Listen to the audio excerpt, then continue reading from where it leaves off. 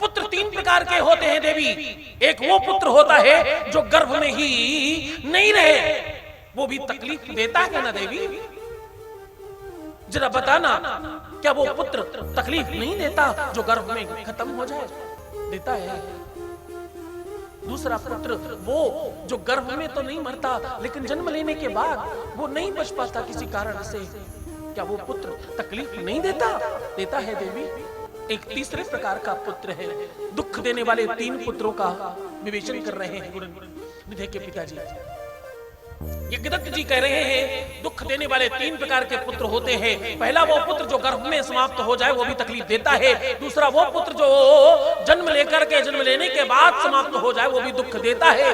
लेकिन तीसरे प्रकार का एक पुत्र है, ना तो वो गर्भ में मरता है, ना तो जन्म लेने के बाद मरता है, और वो अलाइव रहता है, उसके बावजूद वो दुख देता है। मूर्खा नाम च पदे पदे, वो हर कदम कदम पर, हर समय समय पर तुम्हें दुख देता है। ये तीसरे प्रकार का दुख देने वाला पुत्र अच्छा नहीं होता देवी। चूंकि बोले आहार निद्रा भय संततित्वम सामान्य में पशुभिर निराजम ज्ञानाम हि तेषाम, क्या ज्ञानाम हि तेषाम अधिकं वशिष्ठम ज्ञाने नहीं नः पशुभिर समाना। देवी, जिसमें ज्ञान नहीं है, जिसमें बुद्धि नहीं है, जिसमें विवेक नहीं है, जिसमें चरित्र नहीं है, ऐसा व्यक्ति एकदम ठीक नहीं है, वो पशु से भी गया गुजरा है। मनुष्य रूपेण मृगाश्चरन्ति, मनुष्य के रूप में मृग जैसा चल रहा है, इसका कोई मतलब नहीं है देवी। पशुओं की तो खाल भी काम आती है, पशुओं के बाल काम आते हैं, पशुओं के नाखून काम आते हैं, पशुओं के खुर काम आते हैं, पशुओं की हड्डियां काम आती हैं देवी। इसका क्या काम आएगा? जरा सोच कर देखो देवी, विचार करो। ऐसा इंसान किस काम का? न सत्कर्म करता है, न पूजा करता है, न अनुष्ठान करता है, न कोई श्रेष्ठ कार्य करता है, और न ही अपना कर्म ही कर रहा है। मैं कहता पूजा पाठ नहीं करता, मैं कहता भगवान को हो सकता है कम मानता, लेकिन कम से कम कर्म तो अच्छे रखता। इसके कर्म भी अच्छे नहीं है देवी, इसे अपने घर में मैं नहीं रखूंगा। गुरुनिधि के पिताजी अपनी धर्म पत्नी से यज्ञदत्त जी कह रहे हैं, नाना प्रकार से समझाया। माँ ने जैसे तैसे अपने आप को संभाल कर कहा, नाथ मैं नहीं कर सकती ये काम, तुम अगर करना चाहते हो तो आप मेरे सर्वस्व हो, आप मेरे प्राणों के रक्षक हो, आप मेरे नाथ हो, स्वामी हो, आप जो कहते हो मैं भी मानूंगी। गुरुनिधि को घर से निकाल दिया। गुरुनिधि यहां वहां भटक रहा है।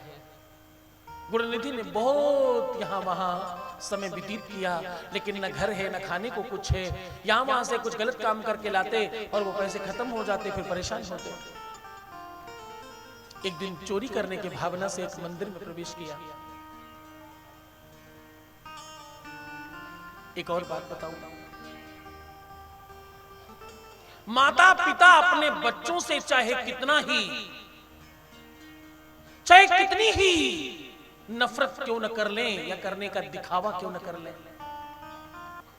और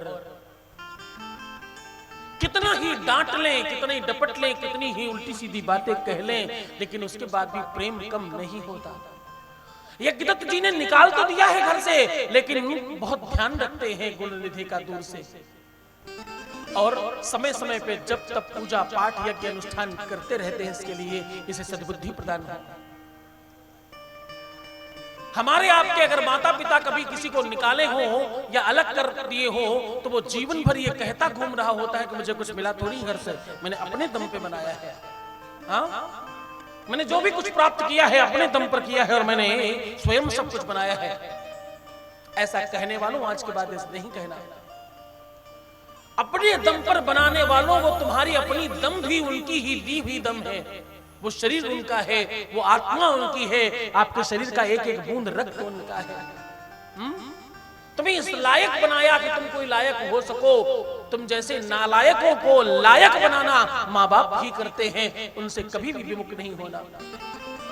भगवान राम को जब वनवास भेजा गया तो अयोध्या का एक बुजुर्ग खड़ा होकर बोला, राजा दशरथ ने अच्छा काम नहीं किया ये, हाँ मैं उनसे जाकर बात करूंगा और राम तुम्हें मैं न्याय दिलाऊंगा।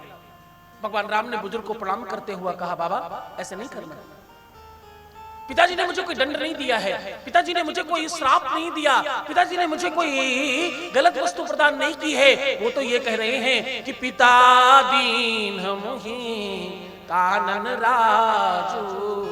क्या बोले? पिता दीन मोहि कानन राजू।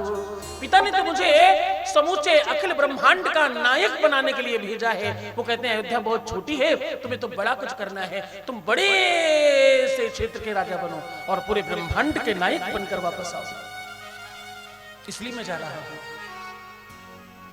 ऐसी भावना रखने वाला पुत्र श्रेष्ठ होता है।